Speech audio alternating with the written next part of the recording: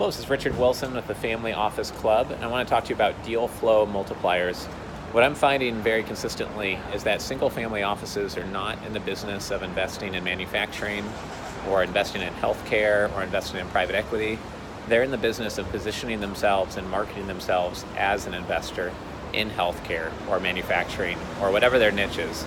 The reason why I make this differentiation is that when you are trying to invest as a family office, the more high quality deal flow you can get access to, the better deals you can complete.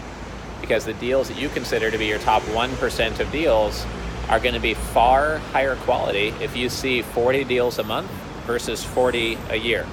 One of my friends sold his company to a publicly traded company, and he said, wow, I've gotten a ton of deal flow since I sold. I've probably seen 40 deals. Meanwhile, I know that some days we get sent well over 40 deals. So I think that this positioning aspect is very important. And if you look at a piece of deal flow and you equate it to giving someone a fish, and you say that a family office goes around saying, hey, does anyone have any manufacturing fish? Does anyone have any healthcare fish? And they're asking only for directly what they want from their direct relationships.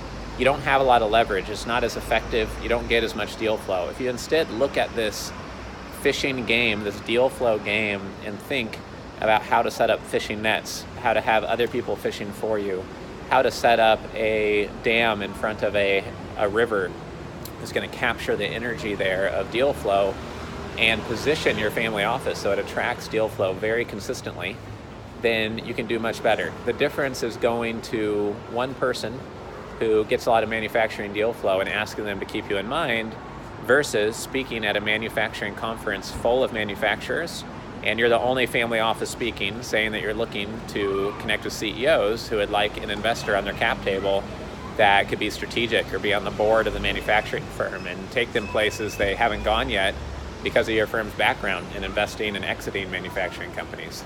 That's the example of building a fishing net or building your positioning versus asking someone for fish. Also, the difference is instead of just asking somebody for deal flow, you could be naming your family office off of the type of deal flow you want to attract most. If you're the ABC family office, no one knows what to keep you in mind for unless ABC is the actual industry you're focused on, the type of investments you make, the structure you use. So it's very important to be top of mind and first in mind if you want superior deal flow. The family offices who get the most deal flow, exclusive deal flow, or see deals first are the ones who are going to win the investment game over the long run because there's compound interest in getting the best deals at the best prices over a long period of time.